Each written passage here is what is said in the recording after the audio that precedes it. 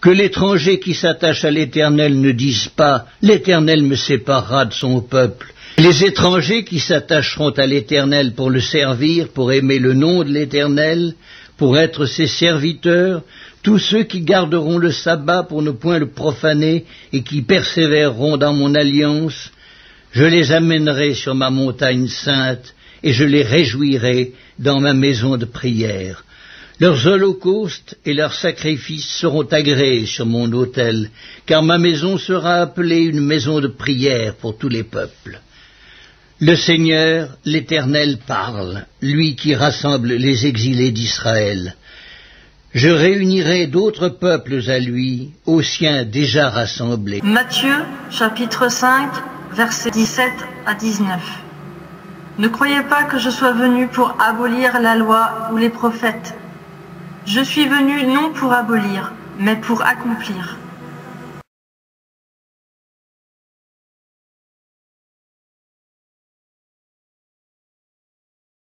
Car je vous le dis en vérité, tant que le ciel et la terre ne passeront point, il ne disparaîtra pas de la loi un seul iota ou un seul trait de lettre, jusqu'à ce que tout soit arrivé. Celui donc qui supprimera l'un de ces plus petits commandements et qui enseignera aux hommes à faire de même, sera appelé le plus petit dans le royaume des cieux. Mais celui qui les observera et qui enseignera à les observer, celui-là sera appelé grand dans le royaume des cieux. Lévitique, chapitre 11.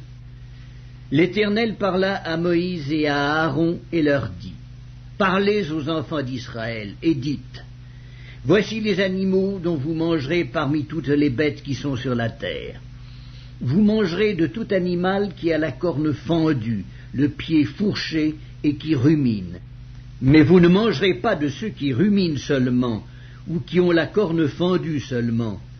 Ainsi vous ne mangerez pas le chameau, qui rumine, mais qui n'a pas la corne fendue. Vous le regarderez comme impur. Vous ne mangerez pas le daman, qui rumine, mais qui n'a pas la corne fendue. Vous le regarderez comme impur. Vous ne mangerez pas le lièvre, qui rumine, mais qui n'a pas la corne fendue. Vous le regarderez comme impur. Vous ne mangerez pas le porc qui a la corne fendue et le pied fourché, mais qui ne rumine pas. Vous le regarderez comme impur. Vous ne mangerez pas de leur chair et vous ne toucherez pas leur corps mort. Vous les regarderez comme impurs. Voici les animaux dont vous mangerez parmi tous ceux qui sont dans les eaux. Vous mangerez de tous ceux qui ont des nageoires et des écailles et qui sont dans les eaux, soit dans les mers, soit dans les rivières. Mais vous aurez en abomination tous ceux qui n'ont pas des nageoires et des écailles, parmi tous ceux qui se meuvent dans les eaux et tout ce qui est vivant dans les eaux, soit dans les mers, soit dans les rivières. Vous les aurez en abomination, vous ne mangerez pas de leur chair, et vous aurez en abomination leur corps mort. Vous aurez en abomination tous ceux qui, dans les eaux, n'ont pas des nageoires et des écailles. Voici parmi les oiseaux ceux que vous aurez en abomination et dont on ne mangera pas: l'aigle, l'orfraie et l'aigle de mer, le milan, l'autour et ce qui est de son espèce, le corbeau et toutes ses espèces, l'autruche, le hibou, la mouette, l'épervier et ce qui est de son espèce, le chat-huant, le plongeon et la chouette, le cygne, le pélican et le cormoran, la cigogne, le héron et ce qui est de son espèce, la huppe et la chauve-souris. Vous aurez en abomination tout reptile qui vole et qui marche sur 4 pieds. Mais parmi tous les reptiles qui volent et qui marchent sur 4 pieds, vous mangerez ceux qui ont des jambes au-dessus de leurs pieds pour sauter sur la terre. Voici ceux que vous mangerez: la sauterelle, le solame, le argol et le agave, selon leurs espèces. Vous aurez en abomination tous les autres reptiles qui volent et qui ont 4 pieds. Ils vous rendront impurs. Quiconque touchera leur corps mort sera impur jusqu'au soir, et quiconque portera leur corps mort lavera ses vêtements et sera impur jusqu'au soir. Vous regarderez comme impur tout animal qui a la corne fendue, mais qui n'a pas le pied fourché et qui ne rumine pas. Quiconque le touchera sera impur. Vous regarderez comme impurs tous ceux des animaux à 4 pieds qui marchent sur leurs pattes. Quiconque touchera leur corps mort sera impur jusqu'au soir, et quiconque portera leur corps mort lavera ses vêtements et sera impur jusqu'au soir. Vous les regarderez comme impurs. Voici parmi les animaux qui rampent sur la terre ceux que vous regarderez comme impurs: la taupe, la souris et le lézard selon leurs espèces, le hérisson, la grenouille, la tortue, le limaçon et le caméléon. Vous les regarderez comme impurs parmi tous les reptiles. Quiconque les touchera mort sera impur jusqu'au soir. Tout objet sur lequel tombera quelque chose de leur corps mort sera souillé. Ustensiles de bois, vêtements, peaux, sacs, tout objet dont on fait usage. Il sera mis dans l'eau et restera souillé jusqu'au soir, après quoi il sera pur. Tout ce qui se trouvera dans un vase de terre où il en tombera quelque chose sera souillé, et vous briserez le vase. Tout aliment qui sert à la nourriture et sur lequel il sera tombé de cette eau sera souillé, et toute boisson dont on fait usage, quel que soit le vase qui la contienne, sera souillé. Tout objet sur lequel tombera quelque chose de leur corps mort sera souillé. Le four et le foyer seront détruits, ils seront souillés, et vous les regarderez comme souillés. Il n'y aura que les sources et les citernes formant des amas d'eau qui resteront purs. Mais celui qui touchera de leur corps mort sera impur. S'il tombe quelque chose de leur corps mort sur une semence qui doit être semée, elle restera pure. Mais si l'on a mis de l'eau sur la semence, et qu'il y tombe quelque chose de leur corps mort, vous la regarderez comme souillée.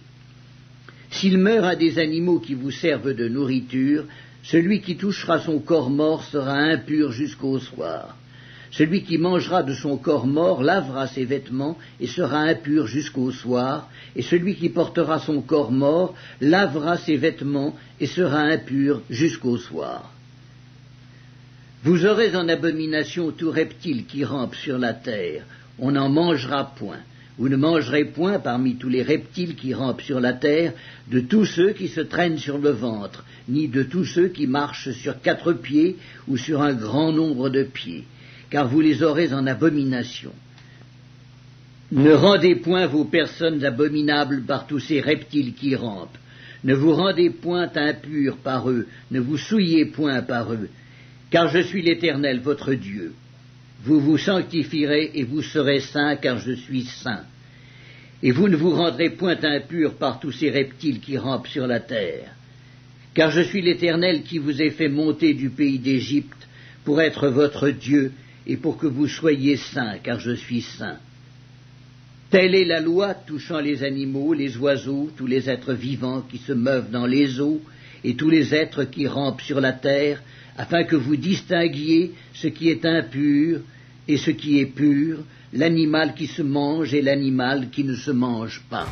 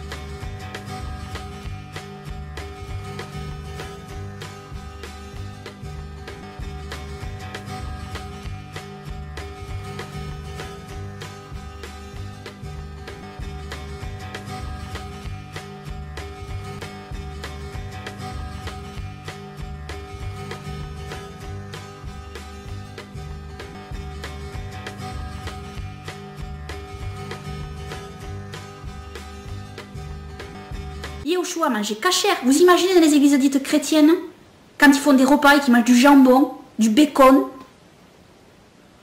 Mais on est chez les païens là. Comment ces gens-là peuvent-ils dire qu'ils suivent Yehoshua? Lisent-ils seulement les évangiles? Même pas la Torah. Lisent-ils seulement les évangiles? Yehoshua est un juif. Il s'est comporté toute sa vie durant comme un juif suivant fidèlement la Torah et enseignant à suivre fidèlement la Torah. Matthieu chapitre 5, il dit bien, je ne suis point venu abolir la Torah, mais je suis venu amener la paix. C'est tellement clair, il y a tellement d'images que le Seigneur Yahushua utilise qui affirment que le porc est impur. Par exemple, quand le Seigneur Yahushua dit « Ne jetez pas vos perles devant les pourceaux ». Pourquoi utilise-t-il l'image du pourceau? Mais parce que c'est un animal impur. Dans quel animal Yahushua a-t-il chassé les démons? Dans des porcs. La parabole du fils prodigue. Quand le fils prodigue s'en va, qui s'éloigne de la vérité, il va chez les païens. Et chez les païens, qu'est-ce qu'il va faire? Il va nourrir des porcs. Il ne va pas nourrir des moutons, il va nourrir des porcs. Et ensuite, il revient. Il revient auprès de son père, qu'est-ce qu'il fait? Il se repent. Il se repent. Voyez-vous? Il se repent d'être allé chez les païens nourrir des porcs. Et qu'est-ce qu'ils font aujourd'hui les chrétiens? Ben, ils nourrissent des porcs et puis ils s'en nourrissent aussi. Hein. Ils en mangent. Et ils nous disent que c'est normal. Vous imaginez? Non mais, est-ce que le Seigneur Yahushua est venu rassembler des porcs dans sa bergerie ou des brebis? Non mais c'est aussi simple que ça les évangiles. Les évangiles c'est simple, c'est clair, c'est limpide.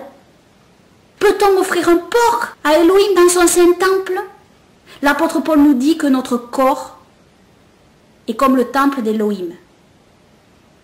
Donc pourquoi mettrait-on dans notre corps un porc alors qu'on ne peut pas l'offrir à Elohim dans son saint temple, alors que notre corps est censé être le temple d'Elohim? Tout ça, les chrétiens n'ont aucune réponse en réalité parce que leur doctrine est complètement incohérente. C'est pas la doctrine du Christ, comme ils le disent. C'est pas la doctrine du Christ. Ils suivent pas le Christ. Ils suivent leurs propres fables, leurs propres inventions. Ils suivent les païens. L'apôtre Jean nous a dit que nous devons marcher comme Yahushua a marché. Je ne vois pas les chrétiens marcher comme Yahushua a marché. Je les vois se comporter comme des païens. Je les vois vivre comme des païens. Je ne les vois pas se comporter comme Yahushua s'est comporté. Manger du porc, c'est une abomination. Lisez bien la Bible, lisez-la. Lisez-la. Et vous verrez que Elohim dit bien, ne mangez pas de tous ces mets abominables. Abominable. C'est abominable pour Elohim. C'est pas rien. Contrairement à ce que les gens pensent, ce n'est pas rien. Ce n'est pas un petit détail de mettre des abominations dans son corps qui est censé être le temple d'Elohim. Ce n'est pas un détail. C'est très important. La nappe, la vision qu'a eu Pierre, ça aussi, on nous le sort souvent. Mais c'est complètement sorti de son contexte. Pierre voit une nappe descendre avec tous les animaux de la terre. Et il lui dit, tue et mange. Il voit cette nappe descendre 3 fois. Puis, après la vision, Pierre se demande vraiment ce que ça signifie. Pourquoi il se demande ce que ça signifie? Et parce que il pense bien que Elohim ne lui dit pas juste un instant là de sortir, d'aller tuer un porc et puis de le manger, ou un chameau, ou un chien, ou un serpent. Il réfléchit au sens de la vision. Et puis, à ce moment-là, il y a 3 hommes qui viennent le voir. 3 hommes. 3 hommes, 3 fois la nappe est descendue. Que représentent les animaux dans la nappe? Ces animaux représentent les nations païennes. Parce que les nations païennes sont connues pour manger des mets impurs. Et justement, ces 3 hommes viennent voir Pierre. Ce sont 3 personnes non juives qui viennent des nations et viennent le voir pour l'amener chez Corneille, qui est un non-juif. Et les juifs n'avaient pas pour habitude, il était interdit aux juifs de se mêler aux nations, à ceux des nations, aux sans-Torah, à ceux qui ne suivaient pas la Torah d'Elohim. Et donc ils ne se mêlaient pas à eux. Mais là, le Seigneur a fait quelque chose de nouveau. C'est-à-dire, il s'est révélé à ceux des nations pour les ramener à sa Torah. Et il montre donc à Pierre que désormais il peut suivre ces 3 hommes et aller chez Corneille, un non-juif. Parce que Pierre, jamais de par lui-même, il ne sera allé voir Corneille, un non-juif. Jamais de par lui-même, il l'aurait fait. Donc il fallait qu'il y ait cette vision qui lui montre qu'il pouvait suivre ces 3 hommes. 3 fois la nappe est descendue, donc 3 hommes. Ça correspond à la vision. Et ensuite, Pierre, qu'est-ce qu'il a fait? Il est allé chez Corneille après la vision. Il n'est pas allé manger du porc, il n'est pas allé manger du chien, il n'est pas allé manger du serpent. Ça prouve bien que cette vision ne signifie pas ce que des gens mal affermis essayent de faire croire et de dire pour se justifier. Voilà, ça ne signifie pas du tout ça. Bien évidemment. Donc c'est bien une vision qui a une signification, mais pas au sens littéral. D'ailleurs Pierre ne l'a pas fait parce qu'il savait bien que c'était pas ça que ça signifiait, il a réfléchi. Et puis il a compris après, quand Dieu lui a amené les 3 hommes qui l'ont amené chez Corneille.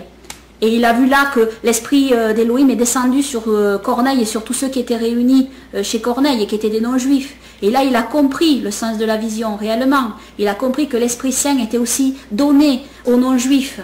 Et donc le message du salut en Yahushua était ouvert aussi aux non-juifs.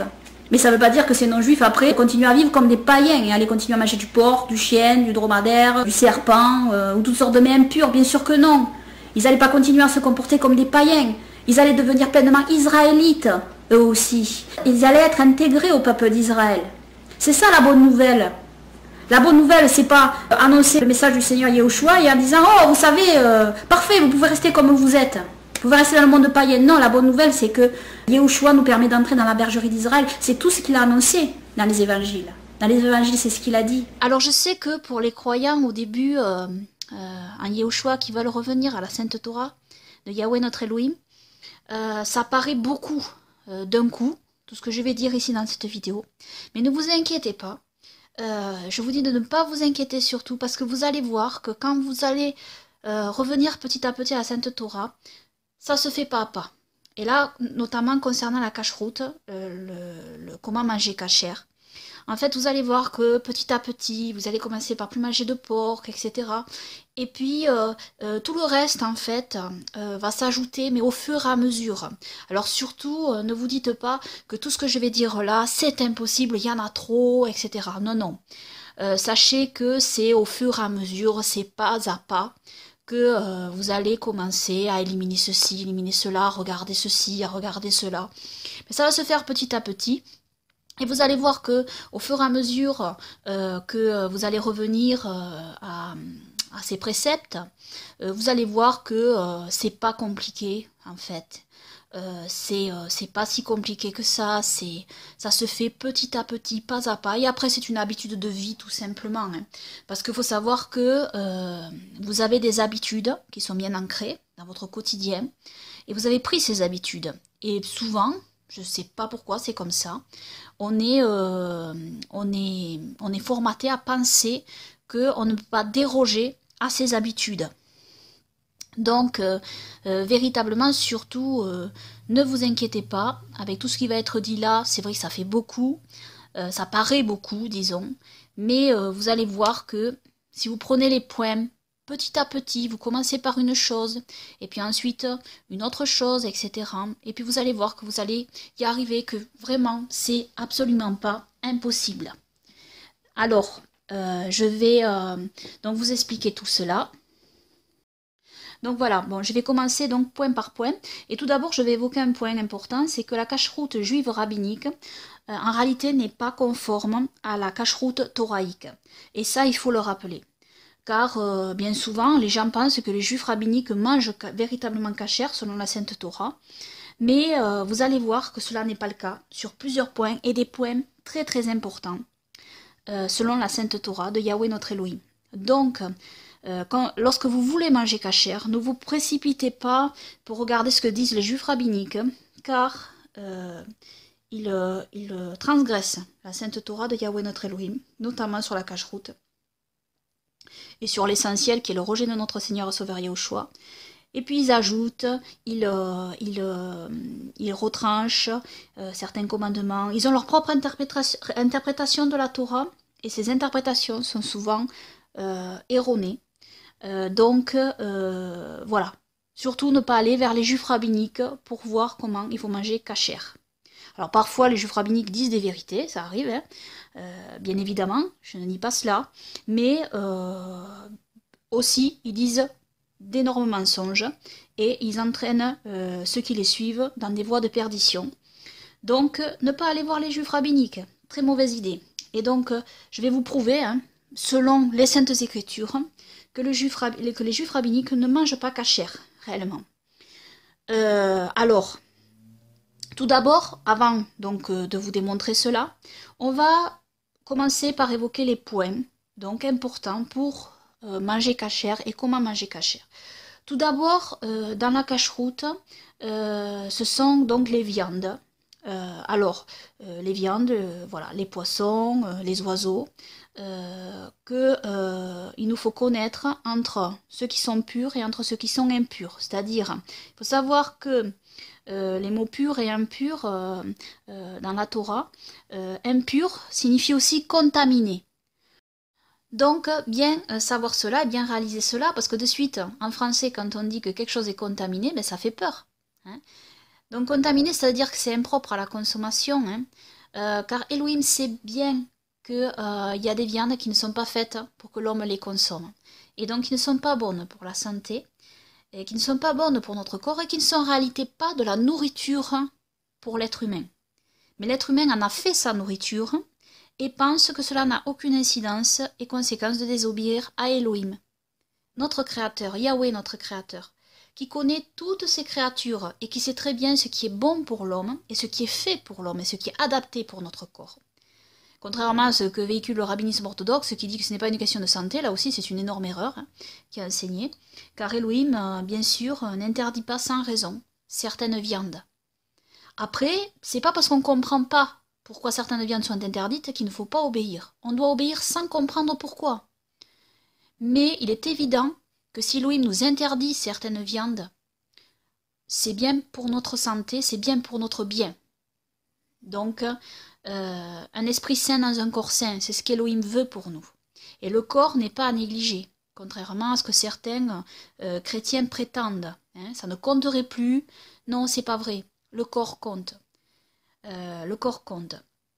Bien sûr, c'est l'âme qui compte à l'intérieur. Bien évidemment que l'âme compte. S'il y a juste l'extériorité avec le corps, évidemment, à l'intérieur et que l'âme ne va pas, bien sûr, tout ça, ça ne va pas s'il n'y a que le corps.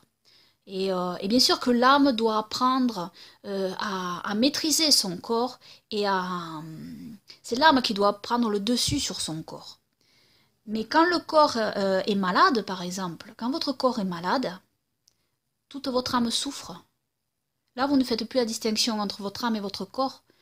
C'est votre âme, elle souffre autant que votre corps, en fait. Vous souffrez entièrement. Vous ne distinguez plus, là, ni votre âme, ni votre corps. Tout votre être souffre, en réalité, quand vous souffrez, quand votre corps souffre. Donc, il est important de prendre soin du corps, qui est censé être le temple d'Elohim.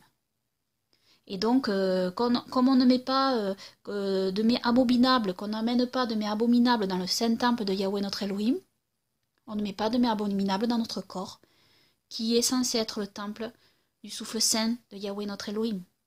C'est une évidence dans toutes les saintes écritures, ça. Après, revoir ma vidéo que j'ai fait, est-ce que les chrétiens doivent-ils manger cachère? Donc voilà, je vous invite à regarder cette vidéo où j'explique pourquoi ils doivent manger cachère.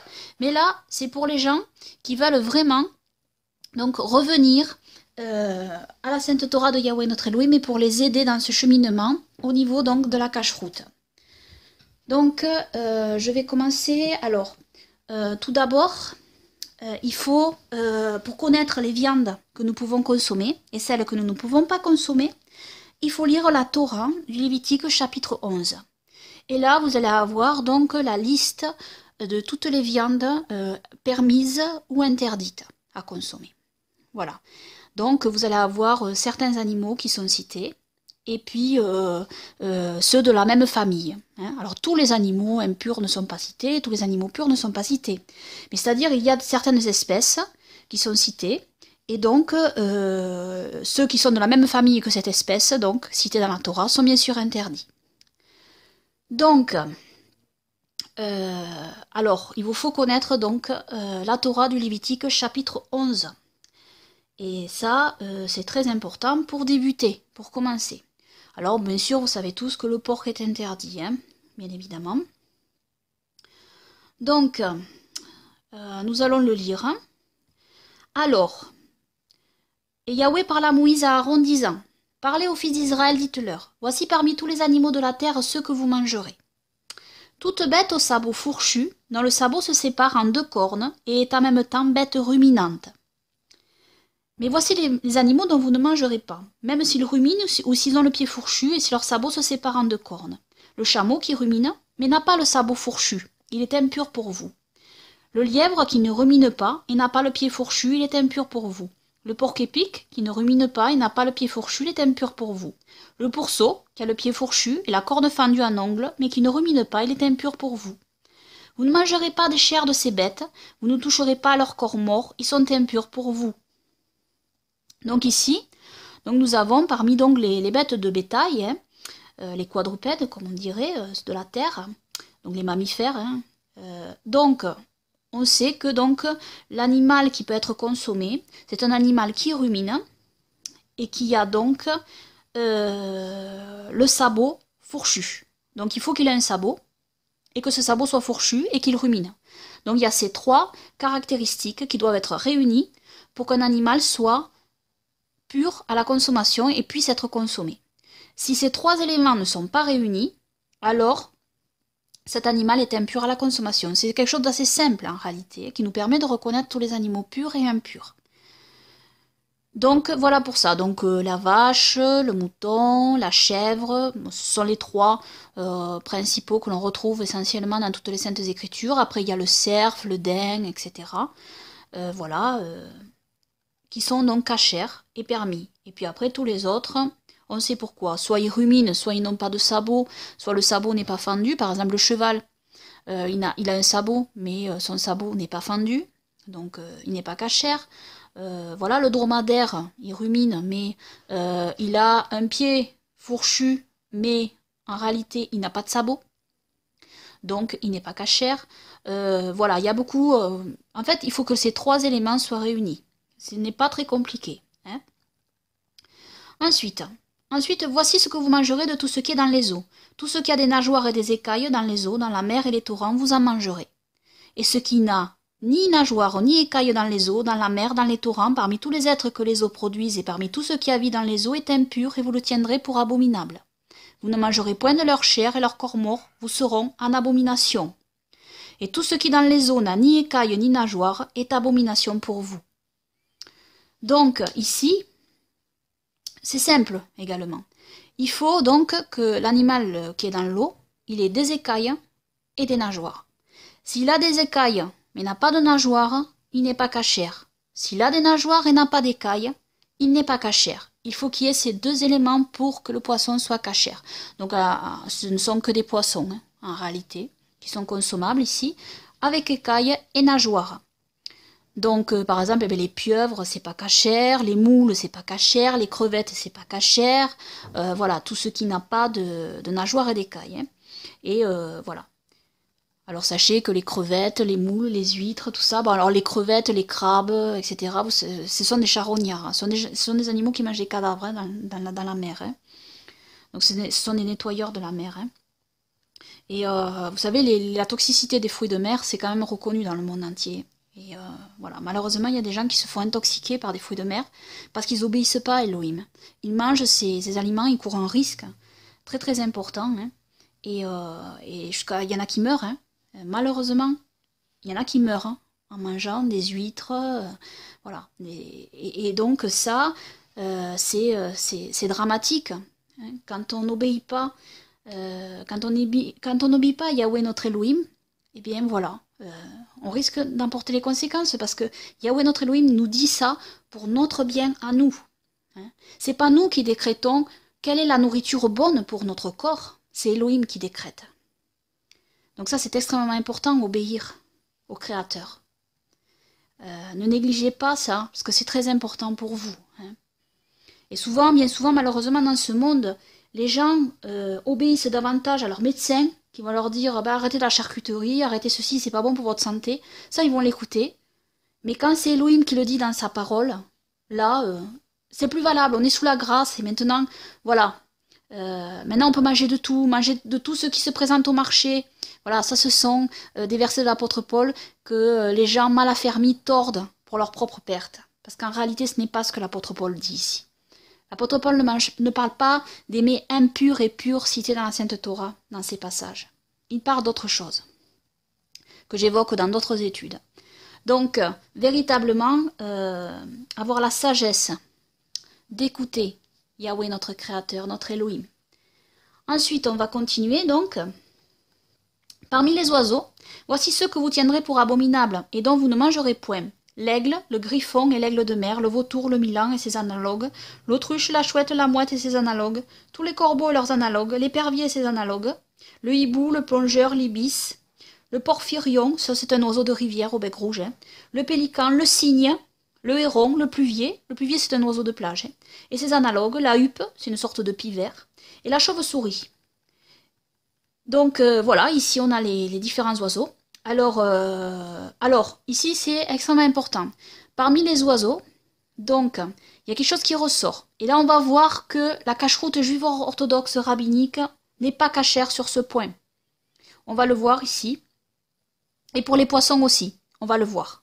On va voir que pour les poissons et concernant les oiseaux, la cacheroute juive rabbinique enfreint la sainte Torah de Yahweh notre Elohim. Donc ici, je vais vous parler des oiseaux. Hein. Par exemple, le rabbinat orthodoxe, au lieu de traduire le mot hébreu qui est décrit dans le texte massorétique par signe, ici que nous avons dans la Septante, eh bien, il a traduit ce mot donc par une sorte de vautour.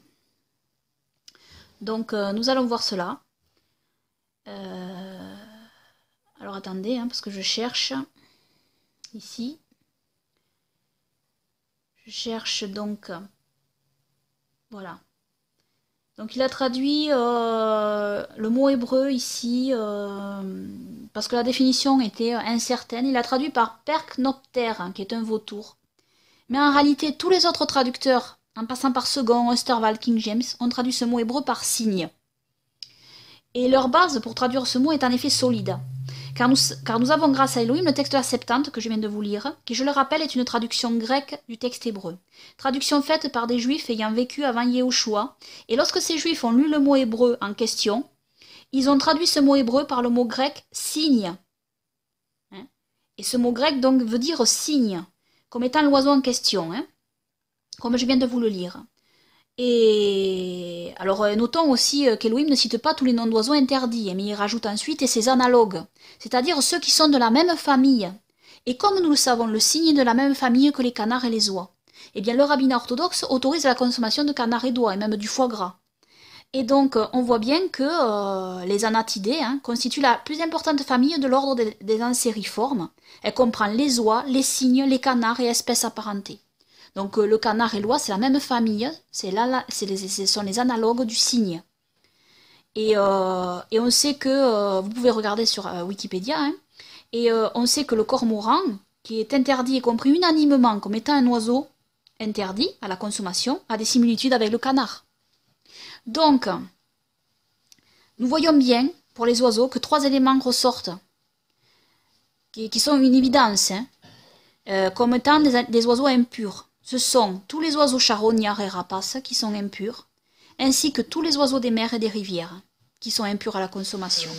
Ça ressort dans la Sainte Torah de Yahweh notre Elohim.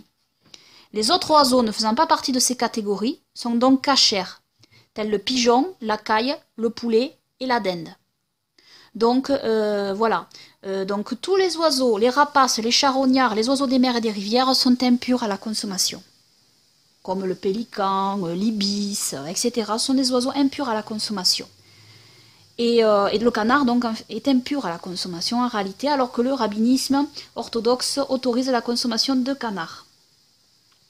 Donc, je reviens donc aux poissons pour vous dire donc que le rabbinat orthodoxe enfreint aussi un commandement très important en lien avec les poissons, mais aussi un commandement important en lien avec la consommation de sang relié aux poissons. Alors, ils égorgent bien le bétail, enfin, et là encore, on va voir une autre infraction de la Sainte Torah les concernant sur l'égorgement du bétail, très grave aussi, hein. On va voir ça tout à l'heure, mais d'abord je vais vous parler des poissons. Alors, il faut savoir une chose. Il est interdit de consommer le sang d'un animal dans la Sainte Torah de Yahweh notre Elohim. C'est répété dans le livre des Actes également, dans la Torah des Jubilés, Noé le dit à ses fils également. Et ceci est très important, vous ne consommerez pas de sang, ni de viande étouffée, ni de viande sacrifiée aux idoles. C'est répété par les apôtres. D'accord ? Pour toute la communauté des croyants. Et ça, les chrétiens le savent. Hein, les chrétiens le savent. Donc bien sûr, ne pas consommer de boudin, hein, ça c'est clair. Alors, savoir pour les novices que lorsqu'une bête elle est tuée sans être égorgée en premier, il reste peu de temps pour égorger la bête, car quand le cœur de la bête cesse de battre, alors le sang se coagule dans le corps de la bête, et le sang des artères ne peut être évacué correctement par l'égorgement. Donc dans ce cas de figure, nous ne sommes plus dans un abattage conforme avec la Torah. Donc c'est pour ça en Occident, les bêtes qui sont égorgées, elles sont égorgées selon le commandement de la Torah, qui a été transmis par Noé à ses 3 fils. Hein. Dans beaucoup de peuples, on égorge les bêtes vivantes, et donc le cœur, quand le cœur cesse de battre, en fait, le sang est évacué par les artères. Donc tout le sang, c'est le sang des artères qui est interdit à la consommation par Yahweh notre Elohim. Donc c'est pour ça que la bête doit être égorgée vivante. Si la bête elle est morte depuis plusieurs minutes, si vous égorgez la bête après qu'elle soit morte, le sang ne va pas être évacué. Le sang va rester dans la chair. Et il ne va pas pouvoir être éjecté par les artères. Donc, ça c'est très important. Mais vous me direz donc que le rabbinat juif orthodoxe suit cette règle à la lettre, avec la shérita. La shérita, c'est le mode d'abattage rituel par égorgement de la bête vivante. Disons que oui, concernant le bétail consommable, mais non concernant les poissons consommables. Et ça c'est très important. Car la cacheroute juive orthodoxe rabbinique autorise la consommation de sang de poissons, ce qui est pourtant interdit dans la Torah. On va le lire. Torah, nombre 11, 21 à 22. Moïse répartit. 600 000 voyageurs composent le peuple dont je fais partie, et tu veux que je leur donne de la viande à manger pour un mois entier. Faudra-t-il leur tuer brebis et bœufs pour qu'ils en aient assez, leur ramasser tous les poissons de la mer pour qu'ils en aient assez? Alors, la Guémara, qui est donc un ouvrage rabbinique, déduit donc de cela que brebis et bœufs doivent être tués, c'est-à-dire abattus rituellement, alors que pour les poissons, il suffit de les amasser. Le Rambam dit qu'on a le droit de manger les poissons vivants ou même si on les trouve morts dans l'eau. Dans la Tosefta, c'est un recueil d'enseignements rabbiniques du temps de la Mishnah, Terumot 9.6, il est clairement explicité que l'on peut manger des poissons vivants ou morts et qui n'ont pas besoin de shérita, c'est-à-dire d'abattage rituel.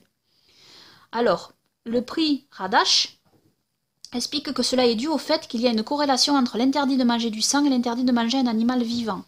Et comme il n'y a pas d'interdit de consommer le sang du poisson, il n'est que logique qu'on puisse le manger vivant. Cependant, il faut dire quand même que certains de leurs rabbins n'étaient pas d'accord avec cela. En effet, le rabbi Shmuel de Modena, 16e siècle en Grèce, rapporte dans ses Responsa, tout comme le fit déjà le Rav Yosef Karo dans son commentaire sur le Rambam, l'avis de Rav Saadia Gaon, préconisant l'interdit de manger des poissons morts dans l'eau ou vivants. Selon lui, le fait d'amasser étant semblable à la shérita, il faut que ce fait rende propre à la consommation de poisson. Le cas échéant, il est interdit de le manger. Cependant, cet avis, bien que rappelé par les décisionnaires, n'a pas été fixé par la Halara. Et bien que les Pardes Yosef Aradash sur Be'ala Toera affirment que le Maharshdam et le Mabit dans son Kiryat Sefer tranchent selon cet avis, car ses contemporains déjà, c'est-à-dire le Baal Haïtour et Rav Nissim Gaon, s'opposèrent à son avis en rapportant comme preuve la Tosefta précédemment citée. Donc ils n'étaient pas tous d'accord entre eux, mais la majorité donc l'a emporté, hein. Et donc ils ont institué cette hérésie, véritablement. Hein. Et voilà comment, d'une interprétation erronée d'un simple verset de la Torah, les rabbins juifs orthodoxes, descendants des pharisiens, entraînent tout le peuple juif à abolir ce commandement pourtant très clair de la Torah qui suit, que nous allons lire maintenant. Torah Genèse 9, 2 à 3 de la Septante. Vous inspirerez crainte et terreur à toutes les bêtes fauves de la terre, aux oiseaux du ciel, à tout ce qui se meut sur la terre, et à tous les poissons de la mer. Je les livre à vos mains. Tout ce qui se meut et a vie vous servira d'aliment, je vous donne de même dans les champs toute plante potagère. Cependant, vous ne mangerez pas de chair ayant encore le sang et la vie. Ici, on voit très bien que Yahweh notre Elohim a cité les bêtes fauves de la terre, les oiseaux du ciel, tout ce qui se meut sur la terre et à tous les poissons de la mer. Et ensuite il dit, cependant, vous ne mangerez pas de chair ayant encore le sang et la vie. Donc les poissons en font partie. Les poissons font partie de ce commandement. Donc ce commandement est extrêmement important et voici ce que nous retrouvons dans le manuscrit juif de Damas. Les poissons ne peuvent être mangés que s'ils ont été vivants, que leur sang a été rejeté dehors.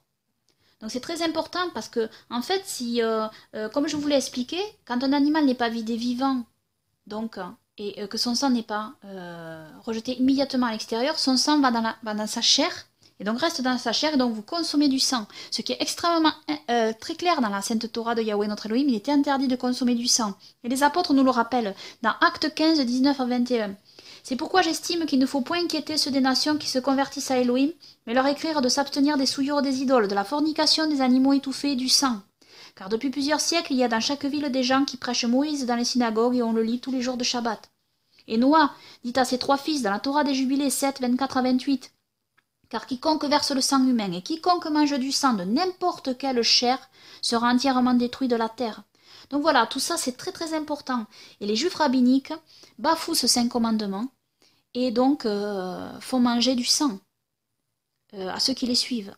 Donc voilà, il faut que cela soit dit. Et donc vous ne pouvez, dans la grande industrie, malheureusement, il est impossible de savoir sur les chalutiers si le poisson a été vidé vivant ou pas. Donc véritablement, comme ce sont des pêches intensives la plupart du temps, avec d'énormes quantités de poissons, souvent ils ne les vident pas vivants. Sur des petits chalutiers, j'ai déjà vu ça sur internet, sur certains petits chalutiers, les poissons sont en effet vidés vivants un par un. Donc ceux-là sont consommables, mais en réalité vous ne savez pas dans la grande industrie si ça vient d'un petit chalutier ou d'un très grand chalutier. Donc il y en a qui ne sont pas vidés vivants, hein, et il y en a même qui sont pleins, hein. Il y a des poissons qui les vendent pleins et non vidés. Hein. Donc évidemment, donc il est impossible dans la grande industrie de savoir si le poisson a été vidé vivant ou pas. Donc véritablement, on ne peut pas consommer du poisson vendu en industrie. Donc, ben voilà, il faut s'abstenir de poisson, à moins de le pêcher soi-même dans une rivière propre, non polluée, etc., de se le vider vivant. Hein. Donc, c'est clair. Ensuite, voilà, bon, ça, c'est un élément important. Ce sont 2 éléments importants, donc je vous ai cité. Et il y a un autre élément aussi très important que les juifs rabbiniques bafouent. Et ils abattent donc des vaches enceintes, ce qui est interdit par la Sainte Torah de Yahweh notre Elohim. Vous pouvez le voir, je n'invente absolument rien. Il y a une vidéo qui circule sur internet et on le voit très, très, très clairement. Hein. Alors, hormis la polémique concernant l'étourdissement au nom de la bête, étourdissement qui après comparaison n'enlève absolument rien à la bonne évacuation du sang des artères. Hein. Là, je parle de l'abattage industriel, non rabbinique. Hein. En réalité, la quantité de sang écoulé est la même que sans étourdissement. Hein. Après, bon... moi-même, je suis contre l'étourdissement hein, pour plusieurs raisons, hein, parce que je pense que ça fait souffrir davantage la bête. Mais au niveau de l'évacuation du sang, c'est exactement la même chose. Donc, si donc l'on considérait le seul fait que le bœuf doit être égorgé afin que le sang des artères soit enlevé, on pourrait continuer à dire que les vaches abattues et vendues dans l'industrie sont cachères selon la Torah. Mais seulement, ce n'est pas le cas. Et vous allez voir pourquoi. Ni dans le judaïsme rabbinique, ni dans la grande industrie, les viandes du bétail ne peuvent être considérées cachères, car en réalité, ils abattent des vaches enceintes, ce qui est totalement interdit par Yahweh notre Elohim. Donc, et cette vérité, elle est cachée, elle est vraiment méconnue, et pourtant, les défenseurs des animaux souvent en parlent et dénoncent ce fait. Hein. Mais d'abord, on va voir hein, le commandement de Yahweh notre Elohim. Torah Lévitique 22-28. Vous ne sacrifierez pas le même jour la vache, la brebis et leurs rejetons. Maintenant, on va lire la Torah du Temple, 16, 8 à 9. Alors, la Torah du Temple, c'est un rouleau que l'on retrouve à Qumran. Hein. C'est un rouleau complémentaire au reste de la Sainte Torah. Vous ne me sacrifierez pas des bovins ou des moutons ou des chèvres qui sont enceintes, car ce serait une abomination pour moi. Vous n'abattrez pas une vache ou une brebis et son petit le même jour, et vous ne tuerez pas une mère avec son petit. Alors les juifs karaïtes, qui est l'autre mouvement du judaïsme opposé au judaïsme orthodoxe, qui n'ont pas le rouleau du temple, hein, dans leur canon, interprètent aussi le passage du Lévitique ainsi. Ils ne tuent jamais une vache ou brebis ou chèvre enceinte. C'est d'ailleurs aussi en partie pour cela qu'ils ne considèrent pas les viandes abattues selon le rituel orthodoxe comme cachères. Donc ça, faut le savoir. Hein. Donc faut savoir aussi que dans la grande industrie, les vaches sont abattues enceintes. Hein. Beaucoup de vaches sont abattues enceintes. Alors bien sûr, il y a des vaches qui ne sont pas enceintes qui sont abattues, mais il y a des vaches enceintes qui sont abattues. Vous ne pouvez pas savoir quand vous êtes au supermarché si la vache que vous achetez a été abattue enceinte. Donc voilà. Alors à moins de connaître un éleveur qui élève ses vaches à l'ancienne, vraiment comme avant, et que vous savez que la vache qui va abattre n'est pas enceinte, et qu'elle est bien traitée, qu'elle mange dehors, de la bonne herbe, à moins de savoir tout cela et que c'est du bio, à moins de savoir tout cela, d'être sûr à qui vous allez acheter votre viande et quelle est la viande, la provenance de votre viande. Voilà, si vous allez au supermarché, ne comptez pas être sûr hein, sur ce point, car en fait, il y a des chances pour que aussi ce sont des vaches enceintes, et souvent ce sont des vaches laitières. Hein. Donc véritablement impossible à savoir. Hein. Donc, dans le doute, s'abstenir. Hein. Dans le doute, s'abstenir parce que c'est trop important.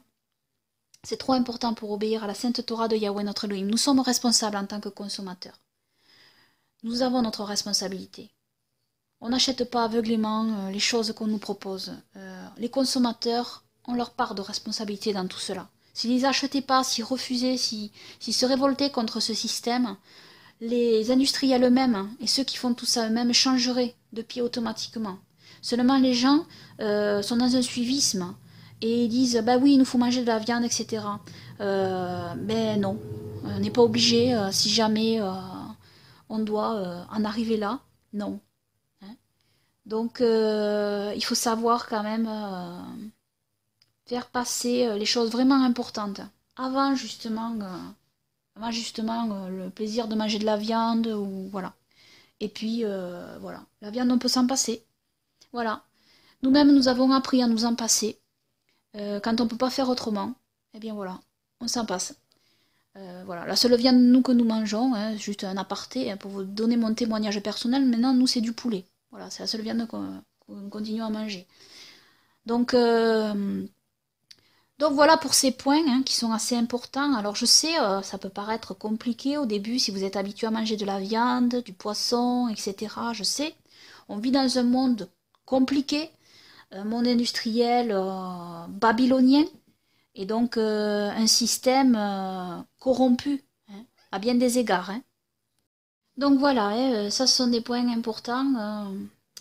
Donc comme je vous l'ai dit, nous ne mangeons plus que du poulet, hein.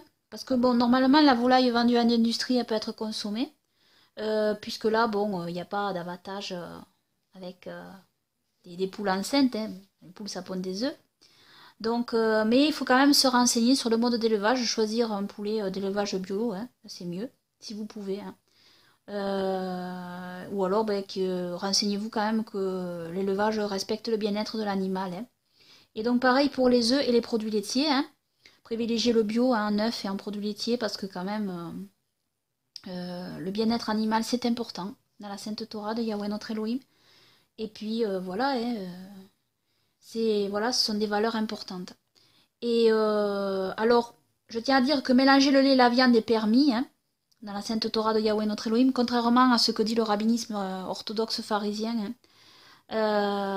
Mais ce qui est interdit dans la Sainte Torah, c'est il ne faut jamais faire cuire le petit d'un animal dans le lait de sa mère. Voilà. Parce que Yahweh notre Elohim respecte hein, la mémoire de l'animal. Hein. Et donc, c'est extrêmement important, ces symboles pour Yahweh notre Elohim. Ensuite, il ne faut pas mélanger le suif, qui est la substance blanche qui entoure les reins de la bête. Donc, vous savez, le suif, c'est très blanc. Il y en a qui font cuire des aliments avec le suif. Hein. Et ça, donc, c'est interdit dans la Sainte Torah de Yahweh notre Elohim à consommer. Hein. Donc, ne pas consommer de suif. Hein. Après, le gras qu'il y a autour de la viande, c'est pas du suif, ça. Ça, c'est ce qui donne un peu de goût à la viande, vous savez. Et donc, voilà. Hein. Ensuite, donc, pas de sang et pas de boudin, bien sûr, bien évidemment, hein, comme je vous l'ai expliqué. Hein. Et donc pas de viande étouffée. Hein. Ensuite, ne pas manger de viande de gibier. Donc le gibier c'est quoi? C'est une viande qui a été chassée au fusil ou avec d'autres techniques qui tuent et blessent l'animal avant de l'égorger.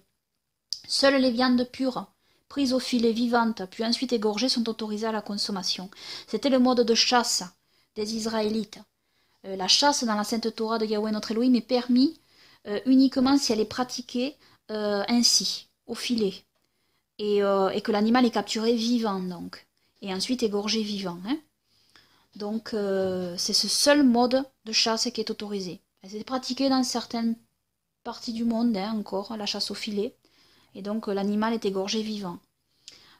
Ensuite, voilà. Toujours bien regarder les étiquettes et rejeter tout produit contenant de la gélatine, où il n'est pas indiqué que cette gélatine est de source végétale. Et pareil pour la glycérine. Quand vous voyez écrit glycérine, il y a de fortes chances pour que ce soit de la glycérine de porc. Donc, bien se renseigner sur les différents produits qui composent les produits du quotidien, hein, que vous achetez. Et faire attention aussi à la mention arôme naturel, qui peut être d'origine animale non cachère. Par exemple, dans certaines vitamines, je pense à certaines vitamines, si vous achetez des vitamines, des suppléments, etc. Faites extrêmement attention à ça, parce que parfois c'est écrit arôme naturel, et ça peut paraître bien parce qu'il y a marqué naturel. Mais en réalité, ça peut être par exemple des colorants naturels qui sont faits à base d'insectes, comme par exemple la cochenille, pour rendre le côté rouge, etc. Donc la cochenille, c'est pas cachère, hein, regardez ce qu'est la cochenille sur internet et vous verrez. Donc, moi, je recommande très fortement d'éviter le plus possible les produits fabriqués par l'industrie. Tout ce qui est surgelé et autres, comme les biscuits industriels, etc. Ça, c'est tout un mode d'achat et toute une façon, une habitude culinaire qu'il faut essayer de changer, en fait. Parce que moins vous consommerez tous ces produits, d'abord, dans tous ces produits, il faut savoir que c'est pas bon pour la santé. Il y a beaucoup de produits rajoutés, c'est sucré, c'est hyper salé, etc. Et beaucoup de composés qui n'ont rien à faire dans des biscuits, voilà. Donc, alors les surgelés à éviter absolument, hein, parce que en réalité, quand vous avez marqué, par exemple, que c'est du telle viande, par exemple, vous savez pas s'il n'y a pas d'autres viandes rajoutées, surtout quand c'est du haché, hein, parce que parfois, c'est pas du 100%. De la viande qui est écrite, du 100% bœuf. Mais en plus, je vous dis, le bœuf, faut arrêter d'en acheter dans la grande industrie, comme pour les raisons que je vous ai évoquées. Hein. Ensuite, même quand c'est des surgelés végétariens, par exemple, faire très attention là aussi, parce qu'il y a des rajouts, il y a des produits qui sont pas très bons. Hein. Alors je sais qu'ils font des produits bio maintenant aussi. Mais enfin, si vous pouvez franchement éviter tous ces produits recomposés, fabriqués, etc., c'est vraiment l'idéal, c'est le mieux. Privilégier les produits de base, comme la farine, les œufs, les pâtes, le riz, et plutôt cuisiner soi-même, en fait, voilà. Revenir, en fait, à cuisiner soi-même, à faire la cuisine, en fait. Parce que vous serez quand même plus libre, et vous verrez, c'est un autre mode de fonctionnement. Vous passez d'une étape à une autre, quand même, hein. Alors je sais qu'il y en a qui travaillent, qui sont pris, c'est plus vite fait de mettre un micro-ondes, c'est plus vite fait de faire chauffer au four direct, on sort... Mais voilà, je veux dire, ça participe tout ça à un mode d'alimentation qui n'est pas sain et qui n'est pas sûr au niveau de la cache-route. Hein. Donc véritablement, si vous cuisinez vous-même, si vous préparez vos plats vous-même, vous verrez que... bien, ça sera mieux, ça sera plus sûr. Bien sûr, privilégier le bio dans la mesure du possible. Je dis dans la mesure du possible parce que c'est vrai que tous les portefeuilles, c'est parfois difficile d'acheter tout bio. Je reconnais parce que c'est plus cher. Mais parfois, il faut quand même savoir choisir aussi. Hein, parce que parfois, les gens qui achètent tous ces produits, ces plats préparés, tout ça, vous dépensez énormément d'argent en fait. Vous en rendez même pas compte. Mais le budget, en fait, il est placé là au lieu de placer dans des légumes et des fruits frais bio. Hein. Donc vraiment, il y a un choix aussi à faire, un choix de vie à faire. Hein. Et puis, est-ce que vous préférez sortir pour les loisirs, etc. ou bien privilégier ce que vous mangez quand même. Donc en fait, toute une question de choix aussi, hein, au niveau financier. Et donc voilà, c'est important. L'alimentation, c'est important. Et c'est un choix. Et aussi, je recommande d'éviter d'aller dans les restaurants, en fait, parce que, à moins que ce soit un restaurant végétarien, et là encore, faut vérifier que ce restaurant végétarien ne soit pas dédié à des cultes, à des pratiques occultes et païennes, hein, parce que le végétarisme aussi, ça tourne parfois autour de ça. Hein. Faire attention là où on va aussi manger. Hein. Après, pour le reste, les autres restaurants, fast-food, etc., moi je vous dis évitez. Évitez d'y aller parce que vous ne savez pas ce qui se passe en cuisine. Les cuisiniers, ils touchent parfois du porc, après ils vont s'occuper de votre assiette. Ça peut sauter d'un plat à l'autre. Donc vous ne savez vraiment pas ce qui se passe dans la cuisine. Et en fait, il peut y avoir contact en fait. Et en fait, le contact du porc, par exemple, du gras du porc avec votre assiette, etc., ça rend votre assiette impure. Hein. C'est-à-dire, oui, manger un peu de porc, ben, c'est impur, même à dose infime, c'est impur. Donc, c'est pareil comme dans les self-service, hein, quand vous devez vous servir, vous voyez le porc ou le bacon qui est juste à côté de votre poulet que vous voulez prendre. Ben, ça peut, quand les gens prennent, le bacon va dans le poulet, par exemple, je donne un exemple. Hein. Donc évidemment, tout ça c'est impur. Hein. Et puis aussi, quand les sauces, hein, quand on vous amène des plats en sauce, vous ne savez absolument pas avec quoi est fait la sauce. Hein. Quand vous allez dans des restaurants, souvent c'est des sauces préparées à l'avance, des sauces industrielles. Et ce sont des sauces faites avec parfois de la gélatine de porc pour épaissir, des épaississants, etc. Enfin vraiment, moi je ne recommande pas vraiment d'aller dans les restaurants. Franchement, prendre sa propre gamelle, hein, comme on dit, se préparer son repas à l'avance, si vous sortez quelque part, et prendre sa propre nourriture. Je pense que c'est vraiment, ça aussi, c'est important. Alors à la limite, prendre un café quelque part, etc., bon, ça peut se faire, bien sûr, un thé, un café, mais vraiment, je dis, évitez de manger dans ces restaurants. Vous savez vraiment pas d'abord ce qui se passe en cuisine. Et il y a parfois contamination, ça, il faut le savoir. Hein. Après, bon, chacun agit avec sa conscience. Hein. Je ne veux pas forcer les gens, bien sûr, à adhérer sur ce point. Moi, en tout cas, je ne préconise pas de manger dans les restaurants. Hein. Donc, voilà. Donc, c'est un choix. Hein. Véritablement, c'est un choix. Hein. Donc, voilà, privilégiez le bio dans tout ce que vous achetez, quand vous pouvez. Hein, quand vous pouvez. Donc, nous, bon... personnellement, je vous donne mon témoignage, et on est passé au bio petit à petit au fur et à mesure. On a vu que même le budget étant serré, nous concernant, eh bien, on fait un effort sur la nourriture. Bon, c'est vrai qu'on ne peut pas tout acheter en bio. Par exemple, on essaye au maximum les fruits, les légumes d'acheter bio. Hein. Alors surtout la salade. Hein. Je vous préconise surtout d'acheter votre salade biologique, parce que la salade, c'est le pire. Hein. La salade, si vous l'achetez pas bio, en fait, tous les pesticides se mettent sur les feuilles. Hein. Il est pratiquement impossible d'enlever les pesticides que vous mettez sur votre salade. Donc bon, encore il y a des... après moi je préconise vraiment les fruits et légumes bio, tout bio, hein, parce que c'est toujours le mieux. Hein. Mais c'est vrai qu'il y a des fruits qui sont plus protégés que d'autres, par exemple. Avec la carapace, la peau, une peau épaisse qu'ils ont, ça peut protéger davantage. Ça pénètre quand même, hein. Faut pas s'illusionner, ça pénètre quand même. Mais la salade, c'est ce qu'il y a de pire. Donc vraiment, la salade, la prendre bio, c'est très important quand même, pour pas vous intoxiquer, parce que, voyez-vous... Je crois pas que, contrairement à ce que disent les rabbiniques orthodoxes, que les pesticides, vous voyez, ça fait partie du kasher. Parce que souvent, dans les produits marqués avec le sceau kasher, en réalité, ils mettent le sceau kasher sur des produits pas bio, quoi. Donc pesticisés, et même sur des OGM. Parce qu'il faut savoir une chose, les juifs rabbiniques autorisent les OGM. Et on sait pourtant que les OGM, c'est interdit par la Torah. Ça fait partie d'une halara qui est dans la Torah. Parce qu'Elohim interdit, par exemple, de semer des graines hybrides dans son champ. Mais ça, en fait, ils autorisent tout ça. Ils autorisent tout ça. Et donc, alors, je sais bien que l'hybridation, c'est courant dans l'industrie, hein, et qu'il est quasi impossible de ne pas manger de produits issus de l'hybridation. Mais au moins, si vous semez dans votre potager ou votre champ, eh bien, ne semez pas de graines hybrides. Essayez de trouver des graines naturelles, non hybrides. Il y en a qui en vendent. Donc, il faut vraiment essayer de faire le mieux que l'on peut. Vraiment, du mieux qu'on peut. Après, si on ne peut pas, Elohim sait qu'on ne peut pas. On vit dans ce monde-là, on vit à Babylone, et on fait ce qu'on peut. On fait du mieux qu'on peut.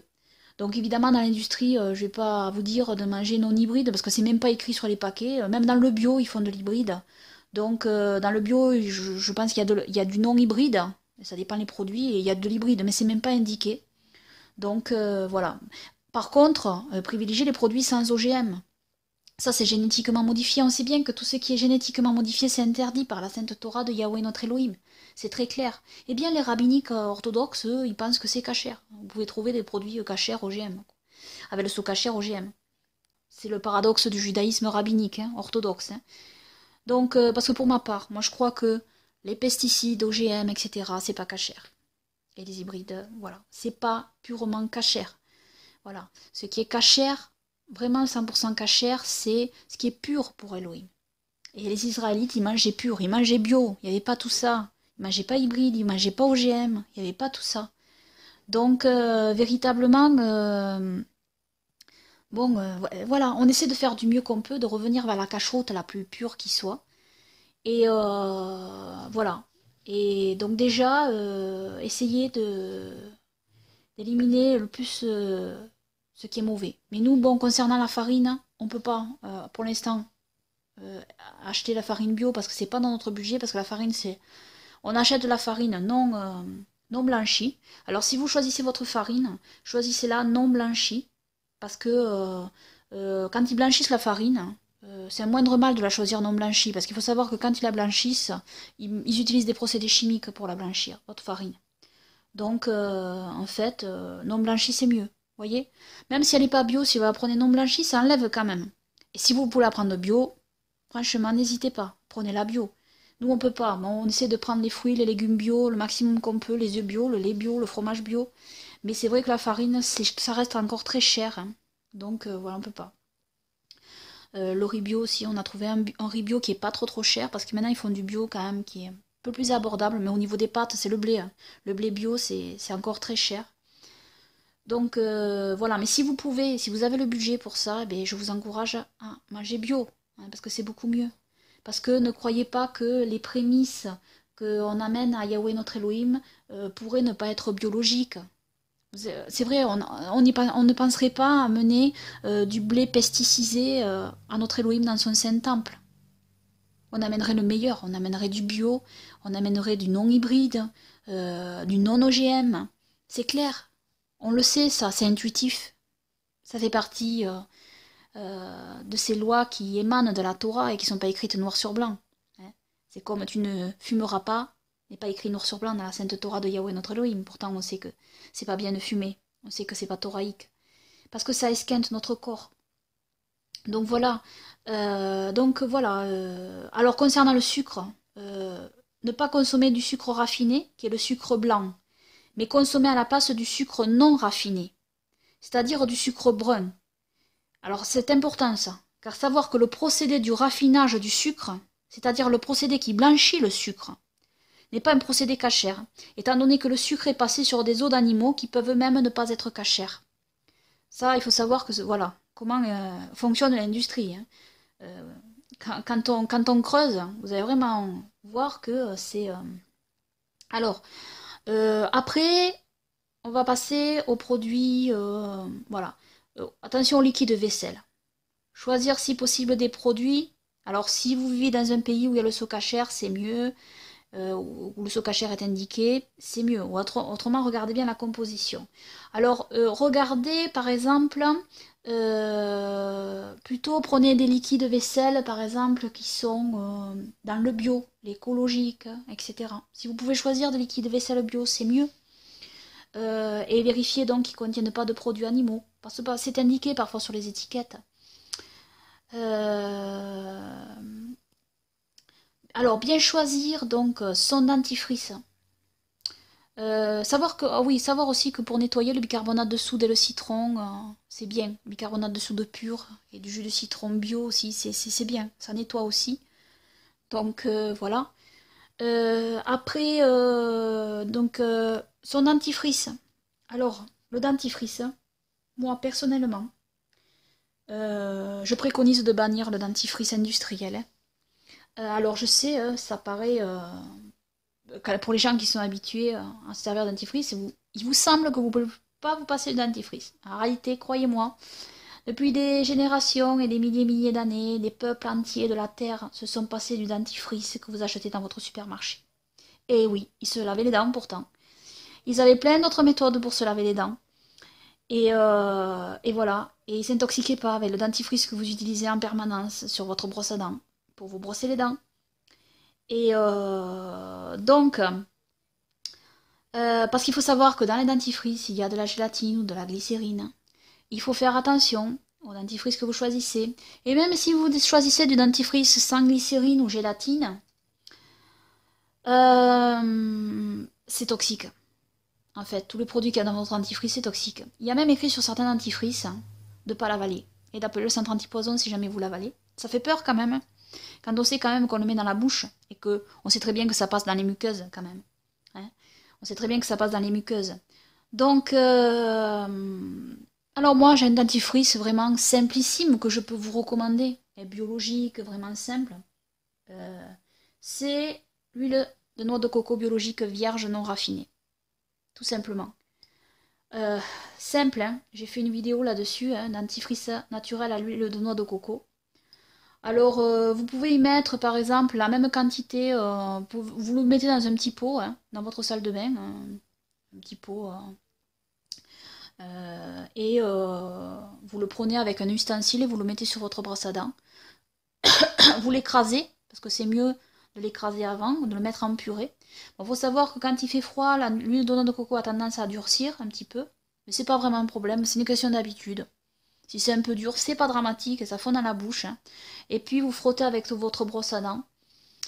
Et bon, il faut savoir que l'huile de noix de coco, ça combat les caries. Hein. Il y a des études qui ont été démontrées là-dessus. Hein.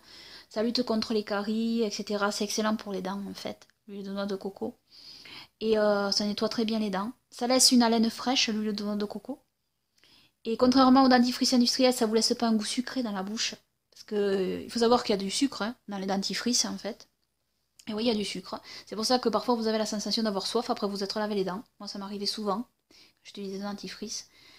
Et l'huile de noix de coco, il n'y a pas ce problème-là. Hein. Et vous pouvez la manger même. Parce que l'huile de noix de coco vierge, biologique, non raffinée, c'est très bon pour l'estomac. Vous pouvez le prendre. On peut cuisiner avec aussi. C'est excellent en cuisine. Enfin, ça a beaucoup de vertus, l'huile de noix de coco. Hein, biologique. Vierge, il faut la choisir vierge et non raffinée. Voilà. Elle a une odeur. Hein, voilà. Voilà. Après, vous pouvez mettre la même quantité d'huile de noix de coco biologique et la même quantité de bicarbonate de soude pur. Le bicarbonate de soude pur, ça blanchit les dents davantage. Et voilà, ça nettoie bien l'émail des dents. Occasionnellement, vous pouvez utiliser le bicarbonate de soude. Moi, je sais que le bicarbonate de soude... le bicarbonate de soude, c'est bon pour l'estomac aussi. Hein. Je sais que le bicarbonate de soude, mes gencives ne le supportent pas trop bien. Il y a des gens qui disent que ça va très bien, qui le supportent bien. Moi, mes gencives ne le supportent pas trop bien. Ça fait que moi, je me lave uniquement avec l'huile de noix de coco biologique et que ça va très très bien. J'ai pas de problème de ce côté-là. Mais de temps en temps, c'est vrai que le bicarbonate de soude, ça blanchit davantage les dents. Donc, il y en a qui préfèrent l'utiliser. Ça fait du bien occasionnellement. Après, il faut savoir que c'est salé. Donc si vous avez des problèmes d'hypertension, évitez de l'utiliser trop souvent, hein, voilà. Autrement, c'est très bon. Hein. Donc voilà, et après si vous voulez faire des bains de bouche naturels, il y a plein de remèdes pour faire des bains de bouche naturels. Vous avez le clou de girofle qui est excellent pour les dents. Hein. Si vous avez des maux de dents, je vous conseille le clou de girofle. Hein. Choisir bio là aussi si vous pouvez. Vous avez le thym, alors le thym séché aussi, biologique, hein, que vous pouvez faire en infusion. Hein. Vous mettez dans une casserole un peu d'eau, vous mettez 1 ou 2 cuillères à café de thym, vous faites infuser 10 minutes, et puis après vous mettez ça dans un pot, vous mettez ça au frais, vous rajoutez un peu de vodka. Alors la vodka... la choisir là aussi avec le seau cachère, mais je vais vous parler de l'alcool. Je vais vous parler de l'alcool un peu plus loin là. Et donc la choisir cachère, je vais vous expliquer pourquoi la choisir avec le seau cachère si vous pouvez, parce que c'est assez important. Donc voilà, et voilà, ça vous fera un bain de bouche impeccable, parce que alors les bains de bouche industriels à oublier, à bannir. Hein. C'est très très très mauvais, hein. Très mauvais. Hein. Mais tous les produits qu'ils mettent dedans. Très mauvais. Hein. Ensuite, alors on va parler maintenant des savons et des shampoings. Alors, ça c'est un sujet que je veux évoquer en détail parce que c'est un sujet très intéressant et moi j'ai un témoignage à donner hein, sur tout ça parce que voilà, alors les savons, Alors les savons, vous avez la possibilité donc d'acheter des savons biologiques, naturels, hein, aux huiles essentielles, voilà, sans matière animale dedans, hein, parce qu'il y en a, vous en trouverez dans les produits bio, etc. Donc il n'y a pas de problème si vous achetez ce genre de savon, il n'y a pas de problème. Donc évitez tous les autres savons, hein, parce qu'il faut savoir que les pains au lait, tout ça, industriel, il y a souvent des produits animaux dedans. Hein. Donc ça, faut le savoir. Hein. Donc faut arrêter de se laver avec ces savons-là. Donc, savon de Marseille, tout ça, très très bien, les vrais savons de Marseille. Alors, moi personnellement, je préconise pas l'utilisation de savon pour la douche, même ces savons-là. Je vais vous expliquer pourquoi en quelques points. Alors, je sais que c'est une habitude de penser que sans savon, on ne peut pas se laver, que sans savon, on ne serait pas propre. En réalité, tout ça, c'est faux, hein. Ce sont des idées préconçues qu'on a, hein. C'est-à-dire on a été formaté à penser ainsi. Hein. C'est-à-dire que si vous avez une toilette quotidienne, régulière tous les jours, si vous vous lavez tous les jours, véritablement le savon n'est pas utile. Il faut savoir que, on va revenir à la Torah, hein, les Israélites se purifiaient tous les jours dans des mikvés, pratiquement tous les jours, dans des mikvés, quotidiennement, donc ils se lavaient tous les jours à l'eau. À l'eau ils se lavaient. Et ils ne se lavaient pas au savon. Pourquoi? Parce que bon, ces savons naturels, comme le savon de Marseille et tout ça, sont de bons savons. Mais en réalité, ces savons, ils ne sont pas faits pour être utilisés en permanence sur votre peau. Parce qu'ils contiennent de la potasse ou de la soude. Et c'est agressif quand même pour votre peau. C'est pour ça que dans l'industrie, ils ont inventé des pains au lait, etc., qui sont plus doux pour la peau, si vous voulez, pour les peaux sensibles. Parce qu'en réalité, ce genre de savon-là, même s'ils sont naturels, c'est très bien qu'ils soient naturels, même s'il y a des huiles dedans, ces savons-là, à la longue, risquent de vous irriter la peau, hein, si vous avez des peaux plus sensibles, etc. Il faut savoir que quand vous utilisez du savon, les savons, en fait, laissent un résidu sur votre peau, que vous ne voyez pas. Vous ne voyez pas ce résidu, quand vous vous rincez, ça laisse un résidu sur votre peau. Donc, ça peut irriter votre peau. Hein, au bout d'un moment, ça peut assécher votre peau, ça peut l'irriter. Ça dépend le pH que vous avez. Et donc, en fait, Elohim n'a pas fait pour qu'on se lave sans arrêt avec de la potasse et de la soude en permanence, la peau. La potasse et la soude, ces savons-là, ils sont faits vraiment si vous avez de la crasse sur vous. Je sais pas, si vous êtes tombé dans du goudron, vous voyez, que vous êtes mis du goudron partout. Ou si vous mettez par exemple de la sève, je sais pas si vous êtes déjà mis de la sève sur les doigts, sur les mains, c'est très dur à partir. Voilà, ou du cambouis, ou des choses vraiment très très coriaces. Oui. Évidemment, le savon, là, le savon de Marseille, je vous le recommande. Il va être très utile pour vous décrasser, pour vous enlever vraiment ce qui est encrassé là et que vous ne pouvez pas enlever sur votre peau. Mais quand vous vous lavez quotidiennement, vous n'avez pas de crasse. C'est pas vrai. Quand vous vous lavez quotidiennement à l'eau. À l'eau. Parce que oui, on peut se laver tous les jours qu'à l'eau, sans aucun problème. Il suffit de frotter sous les bras pour enlever la sueur. Et ça part très bien. Si vous prenez une douche tous les jours, à l'eau, ça part très bien. Vous allez voir que vous allez être propre. Et me concernant, mon témoignage personnel, c'est que depuis que je me lave à l'eau, je me sens beaucoup plus propre après que quand je me lavais avant au savon. Voilà. Donc, véritablement, le lavage à l'eau, ça marche. Et c'est pas une légende, c'est très simple en fait. Très très simple. Après, le savon de Marseille, ça peut servir à laver vos habits. Alors après, si vous avez la peau sèche, après vous être lavé à l'eau, eh bien, moi je vous recommande donc, et les Israélites c'est ce qu'ils faisaient aussi, c'est qu'ils s'hydrataient le corps avec des huiles. Alors vous avez des huiles biologiques, naturelles, je sais pas, vous avez l'huile d'argan, l'huile d'olive biologique, vous avez plein d'huiles, hein. Vous avez l'huile de noix de coco biologique. Pour hydrater le corps, c'est très très bien. Après vous être lavé. Donc ça remplace, si vous voulez, tous ces savons chimiques industriels qui hydratent, souvent ces pains et tout ça qui moussent et qui sont hydratants. Mais hydratants avec des produits nocifs en réalité, même cancérigènes, voire cancérigènes pour certains. Ou perturbateurs endocriniens, enfin, ou plein de choses.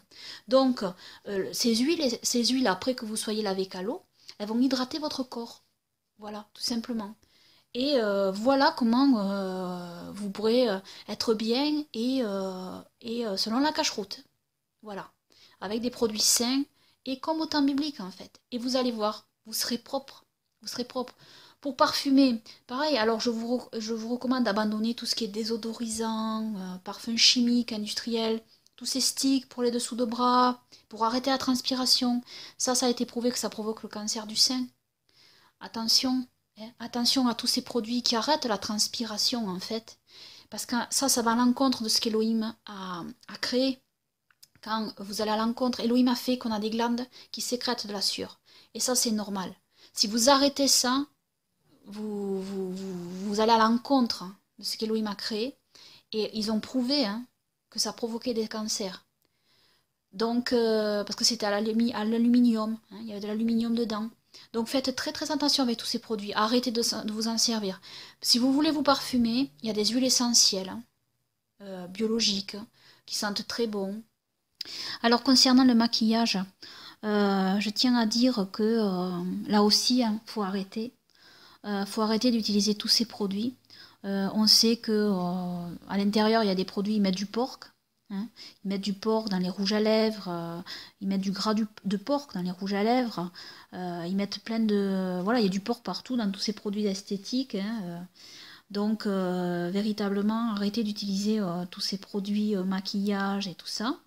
D'ailleurs, mais dans la Bible, en fait, le maquillage pour les femmes, c'est pas positif, en fait. Le maquillage pour les femmes. Donc ça fait pas partie de la modestie, le maquillage. Alors c'est vrai qu'il y a du maquillage qui peut donner bonne mine, c'est vrai, mais souvent le maquillage chez la femme, il est fait pour attirer quand même le regard. Il est fait dans un but quand même qui est en fait anti-biblique. C'est pas juste pour donner bonne mine. Donc voilà, en plus il y a des produits qui sont à base d'animaux non cachers, et en plus il y a des produits toxiques à l'intérieur, en plus, et en plus ça participe bien souvent à la maltraitance animale. Enfin il y a plein de choses, plein de choses qui sont négatives avec le maquillage et autour du maquillage. Et sachez bien que quand vous achetez tous ces produits de maquillage avec ces grands groupes, ces grandes marques, vous participez quand même à tout un système babylonien qui est anti-biblique, anti-thoraïque, anti-Elohim. Donc je sais bien que les femmes aiment se maquiller, se faire belle, se donner bonne mine, mais souvent c'est pour attirer le regard. Et voilà, les apôtres nous disent bien que la femme doit rester simple et modeste. Ça ne veut pas dire qu'on doit être mal habillé, pas bien apprêté, voilà. Mais si vous voulez, il faut aussi s'accepter tel qu'on est. Et regardez, les hommes en principe ne se maquillent pas. Donc on voit bien que c'est pas juste pour se donner bonne mine. Pourquoi c'est les femmes qui voudraient avoir bonne mine et les hommes non?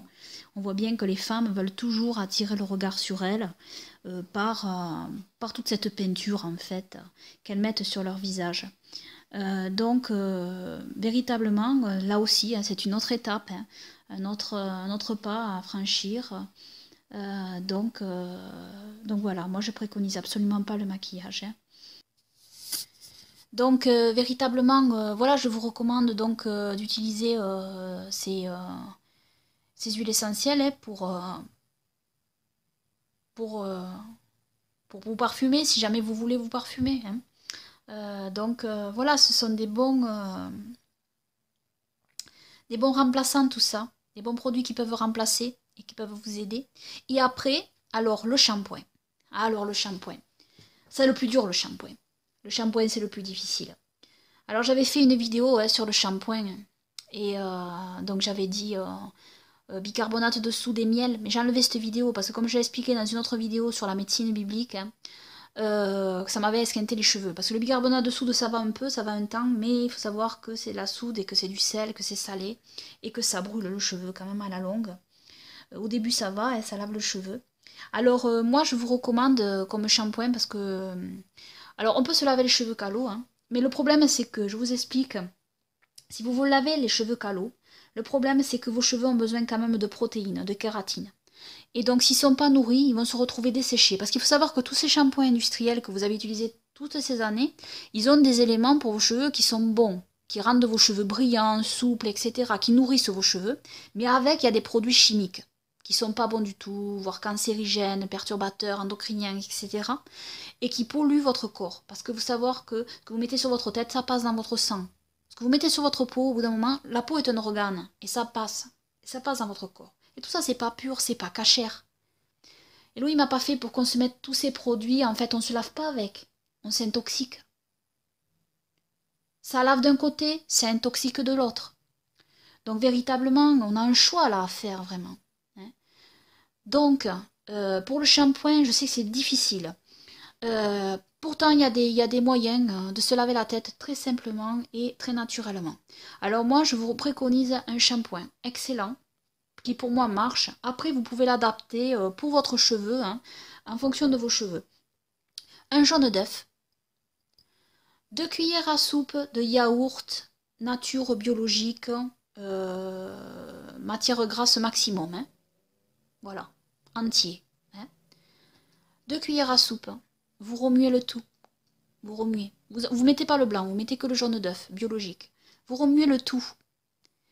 Et ensuite, vous rajoutez une cuillère à soupe d'huile d'olive biologique, pressée à froid. Vous remuez tout ça. Voilà. Et avec ça, vous faites votre shampoing.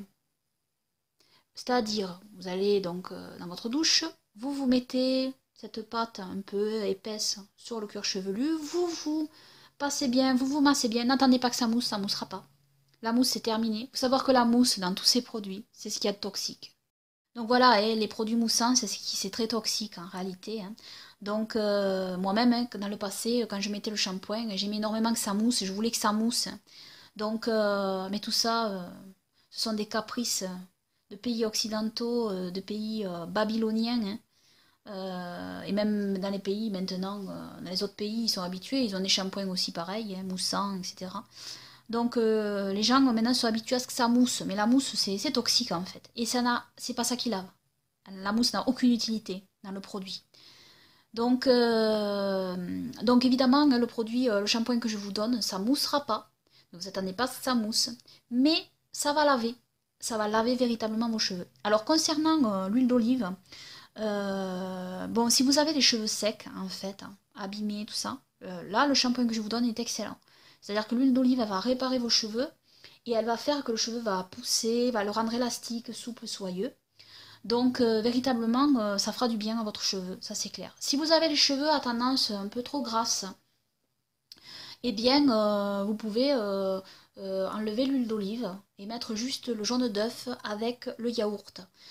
Ça va apporter en fait les protéines et la kératine pour vos cheveux. Parce qu'il faut savoir que vos cheveux, ils ont quand même besoin d'être nourris. Et passer d'un shampoing industriel à plus rien, juste à l'eau, ça va être extrêmement difficile pour votre cheveu. Donc, parce qu'on peut se laver les cheveux à l'eau, bien sûr, il y a une technique. Il faut bien se frotter sous l'eau, le cheveu, le cuir chevelu, et ça lave le cheveu. Le problème, c'est que vous n'allez pas avoir une sensation vraiment de cheveux bien lavés. Vous allez avoir une sensation de tête propre quand même, si vous lavez bien vos cheveux à l'eau. Je peux en témoigner, mais ça ne sera pas une sensation vraiment très agréable pour le cheveu en fait. Le cheveu va prendre une texture assez particulière et vous n'aurez pas la sensation vraiment d'un shampoing. Et puis le cheveu va s'assécher, risque de s'assécher, parce qu'il faut savoir que normalement dans notre alimentation, nous sommes carencés. Nous sommes carencés avec l'industrie agroalimentaire dans laquelle nous sommes. Et donc, normalement, le cheveu, c'est le reflet aussi de ce que nous sommes à l'intérieur, de ce que nous mangeons.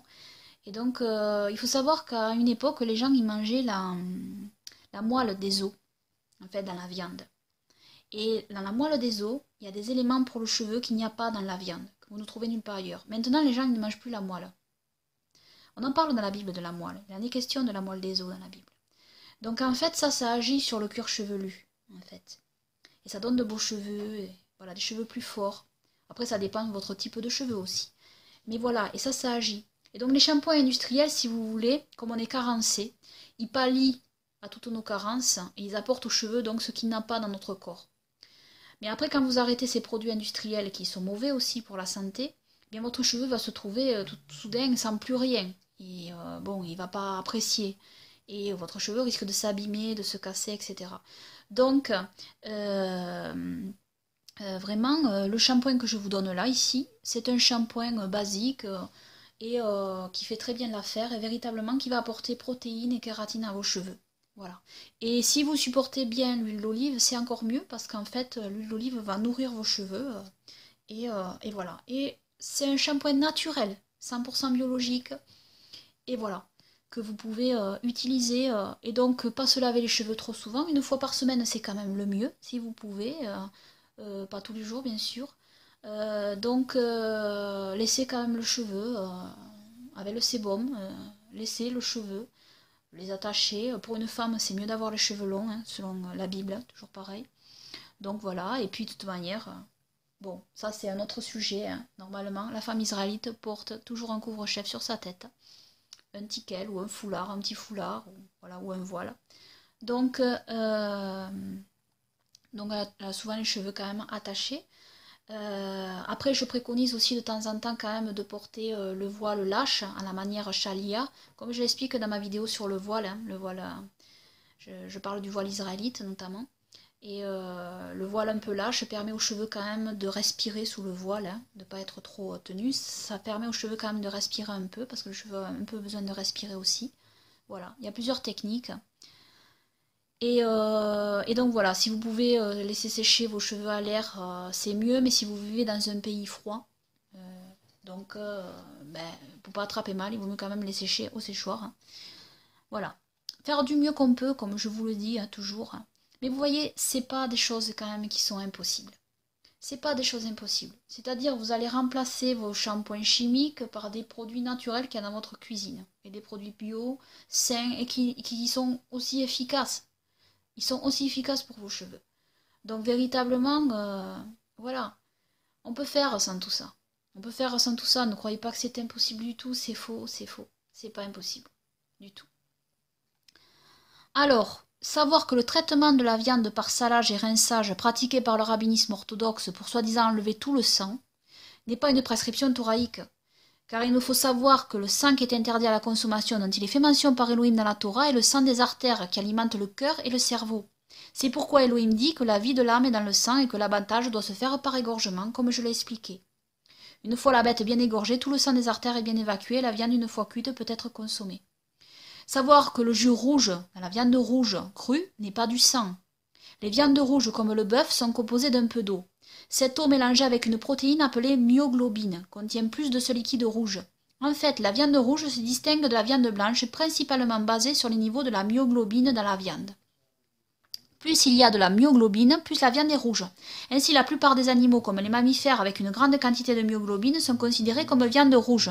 Tandis que les animaux avec de faibles niveaux de myoglobine, comme la plupart des volailles, ou ceux qui n'ont pas de myoglobine, comme certains poissons, sont considérés comme viande blanche. La myoglobine est une protéine qui stocke l'oxygène dans les cellules musculaires, qui ressemble à son cousin l'hémoglobine, qui stocke l'oxygène dans les globules rouges. Mais la myoglobine, qui est le jus rouge, n'est pas du sang, qui est l'hémoglobine. Donc voilà, hein, ça il faut que ce soit connu. Alors concernant la consommation d'insectes, seules les espèces de sauterelles sont autorisées à la consommation par Elohim dans la Torah. Et voici la bonne manière de les tuer. Le manuscrit juif de Damas. Nous lisons, comme les différentes sortes de sauterelles, celles-ci sont mises vivantes dans le feu ou dans l'eau, car c'est ce que demande leur nature. Alors on m'a déjà fait la remarque, oui mais les sauterelles, on ne peut pas les égorger. Mais en réalité, c'est une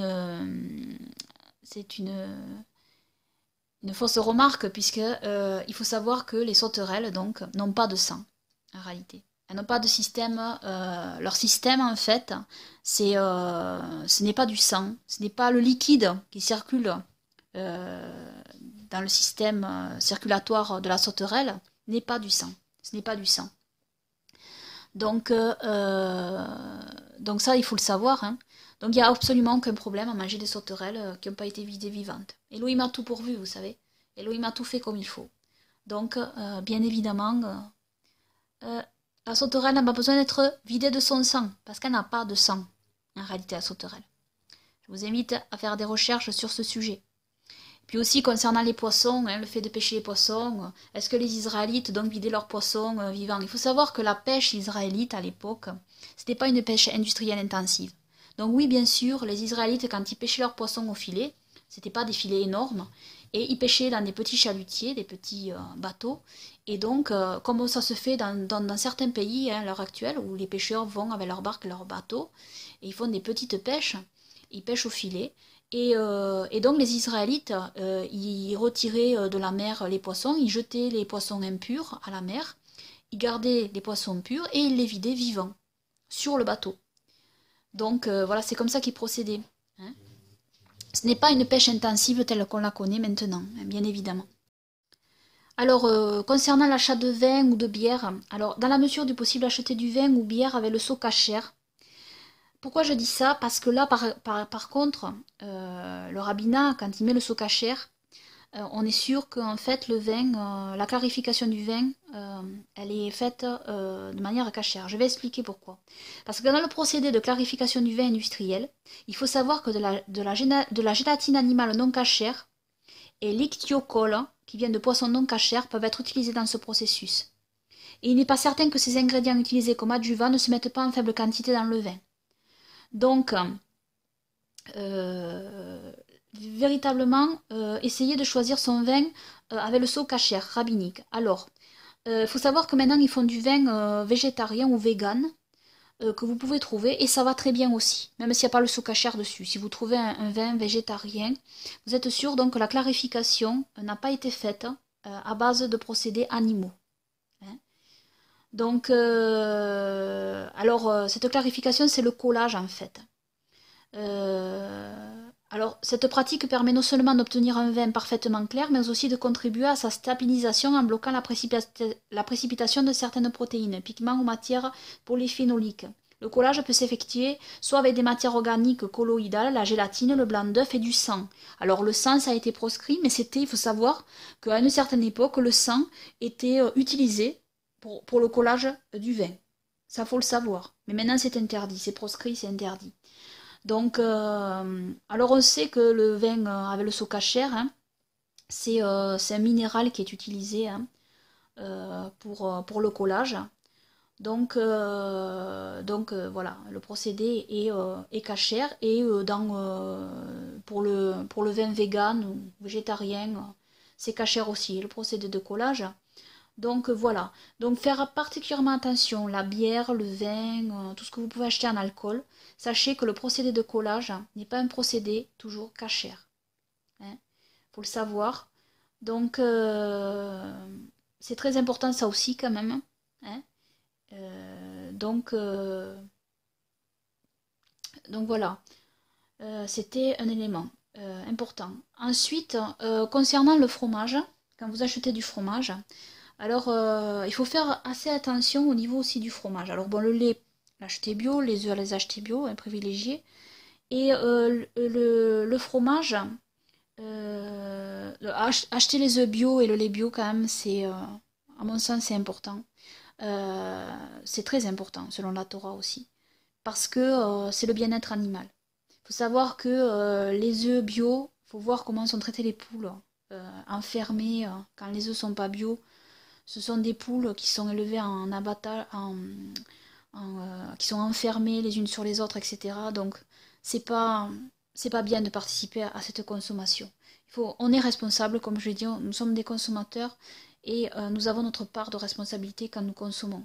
Donc, c'est aussi à nous à prendre les choses en main. Si nous ne les prenons pas en main, les industriels ne le feront pas à notre place. Donc, véritablement, c'est aussi à nous à changer notre mode de consommation et à faire passer des priorités financières quitte à ne pas avoir d'autres choses à côté financières, mais la nourriture, c'est essentiel. Donc, véritablement, voilà. Bien choisir nos priorités quand même. Et après, le lait aussi, hein, parce que le lait, savoir que les vaches quand même sont pas traites dans des fermes-usines, hein, donc ça aussi c'est important, qu'elles sortent dehors, qu'elles mangent de l'herbe, etc. C'est très important aussi pour le bien-être animal. Pour le fromage, c'est pareil, choisir du fromage bio. Et là, je dirais faire attention, parce que même dans les fromages issus d'agriculture, de fromage de terroir, comme on dit, surtout en France, hein, faire attention parce que en fait, de la présure animale peut être utilisée pour faire ces fromages. Alors, il faut savoir que, qu'est-ce que c'est la présure animale? En réalité, moi je ne savais pas avant de m'être renseignée. Hein. Ils utilisent en fait un liquide qui est dans l'estomac du bébé, en fait du veau. Et donc ils sont obligés de tuer le veau pour prendre ce liquide. Et donc on ne sait pas si ils tuent le veau le même jour qu'ils vont tuer la mère, vous voyez, pour faire le fromage. Donc on arrive au même problème que je vous ai cité plus haut. Hein. Vous voyez, tout se rencontre en fait, hein, en réalité. Tout s'imbrique. Et donc en réalité c'est pour ça que il faut choisir un fromage sans présure animale et ça existe. Hein. Vous avez des fromages bio avec des enzymes microbiennes. Si vous avez écrit fromage bio avec enzymes microbiennes, il n'y a pas de problème. Votre fromage, c'est pas présure animale, ils n'ont pas tué un veau pour faire le fromage. Parce qu'il y a d'autres techniques pour faire du fromage et que de prendre le liquide qui est dans l'estomac du veau. Donc véritablement, bien faire attention et lire les étiquettes. Et se renseigner sur le fromage que vous achetez, comment il est fabriqué. Alors ici, je vais faire un aparté sur les laits notamment, parce que, par exemple, le rabbin orthodoxe dit que le lait de chamel et le lait d'ânesse ne sont pas cachers, alors qu'en réalité, ces laits sont cachers. Donc, pourquoi ils sont cachers? Parce qu'en réalité, on sait que, en fait, ce n'est pas logique. La logique de dire que tout ce qui sort d'un animal impur serait forcément impur n'est pas vraiment biblique. Par exemple, prenez l'exemple du miel. Le miel sort d'un insecte, l'abeille, qui n'est pas cachère. Et pourtant, le miel est cachère. Il est cité dans toutes les saintes écritures. C'est un bienfait, un remède qu'Élohim nous a donné. Donc, ce n'est pas logique, ce n'est pas la logique qu'il faut suivre. Il est vrai que tous les laits ne sont pas cachers, mais il est un fait qu'on remarque qu'il y a bien des laits qui sont cachers de ruminants, comme la chamelle et l'ânesse. Et pourtant, la chamelle et l'ânesse ne sont pas des animaux cachers, mais ce sont des ruminants. Donc, ils ont ça en commun avec la vache qui est cachère, avec la chèvre qui est cachère, avec le mouton qui est cachère. Donc, les laits des ruminants sont cachers. Et donc, je vais vous lire un passage qui prouve, des passages qui prouvent ce que je dis dans les Saintes Écritures. Dans la Torah Genèse 32, 14 à 16 de la Septante. Il, Jacob, dormit cette nuit dans l'endroit où il était. Il prit ensuite des biens qu'il portait pour en faire des présents et il envoya à son frère Ésaü 200 chèvres, 20 boucs, 200 brebis, 20 béliers, 40 chamelles à lait et leurs petits, 40 bœufs, 10 taureaux, 20 ânes et 10 poulains. Il est bien précisé 40 chamelles à lait. Ce détail n'est pas anodin. Jacob se servait bien du lait des chamelles. Ce lait était donc consommé par Jacob et les siens. Le lait de chamelle a des vertus pour la santé. Nous avons aussi les ânesses qui reviennent très souvent. 1 Samuel 9, 2 à 3. Il avait un fils dont le nom était Saül, homme de grande taille, bon et vaillant. Nul des fils d'Israël n'était meilleur que lui, et il dépassait de toute la tête tout le reste du peuple. Les ânesses de Kis, père de Saül, s'étaient égarées. Et Kis dit à Saül, son fils, prends avec toi l'un des serviteurs, partez et cherchez les ânesses. Et le prophète Samuel dira à Saül par la suite ceci, 1 Samuel 9, 20. Ne songe plus aux ânesses qui étaient perdues il y a 3 jours, elles sont retrouvées. Et à qui donc seront les choses précieuses d'Israël, si ce n'est à toi et à la maison de ton père? Le prophète Samuel identifie les ânesses aux biens précieux d'Israël. Cela s'explique aisément quand on sait combien le lait d'ânesse est rare et vertueux sur bien des points. En effet, il s'agit d'un lait rare, car l'ânesse en produit moins que les autres bêtes du bétail. Et ce lait est le lait le plus proche du lait du nourrisson, donc de l'homme. Il présente des vertus thérapeutiques pour la peau et pour la santé. Quand on sait les problèmes qu'il y a eu avec les laits maternels, je dois dire que là aussi encore, le lait maternel, le lait maternel industriel, c'est quelque chose qui n'est pas, à mon sens, normal. Hein. Donc, normalement, c'est la mère qui doit allaiter son enfant. Hein. Après, s'il y a des problèmes pour allaiter l'enfant, c'est vrai que le lait d'ânesse est le plus proche lait pour le bébé, hein, en réalité. Et à mon avis, serait bien meilleur que ce lait industriel en poudre de substitution qu'ont créé les industriels. Hein. Après, bien sûr, le lait de truie, de chienne, de rongeur, etc., les laits de bêtes fauves ne sont pas cachers. parce que ce ne sont pas des ruminants. Voilà. Et moi aussi, j'avais fait l'erreur de partir dans une logique de dire, étant donné que comme le lait de chamelle et le lait d'ânesse étaient cachers, donc tous les laits devaient être cachers. Mais bon, j'étais pas convaincue de ça. D'ailleurs, je n'aurais pas dû le mettre dans une de mes études. J'ai demandé pardon à Elohim, mais je demande pardon au lecteur d'avoir dit cela. Je n'aurais pas dû dire ça. Et je me suis rendu compte après, donc j'ai modifié mon étude. Mais c'est vrai que les laits de chamelle et d'ânesse sont bien cachers. Donc les rabbins, eux, ils partent dans la logique de dire qu'aucun lait qui sort d'un animal impur est cacher. En réalité, non, les choses ne sont pas aussi simplistes que ça. Non, en réalité, je me suis rendu compte, suivant les Saintes Écritures, que en fait, ce sont les laits de tous les ruminants qui sont cachers. Que le ruminant soit impur ou pas. Voilà. Ensuite, les autres laits d'autres mammifères qui ne sont pas ruminants ne sont pas cachers. Donc certains sont bien sûr libres d'être végétariens, et il est vrai que dans cette industrie folle anti-thoraïque, on est parfois obligé de le devenir dans certains cas, mais qu'ils ne fassent pas du végétarisme une loi. Abraham tua le veau gras pour recevoir les anges, et Yahushua dans la parabole du fils prodigue nous dit que le père, pour se réjouir de son fils perdu qui est revenu, tua le veau gras. Donc voilà, j'ai fait le tour de la question sur la cache-route, et je rends gloire à Yahweh mon Elohim et à mon Seigneur et Sauveur Yahushua. Amen, Amen.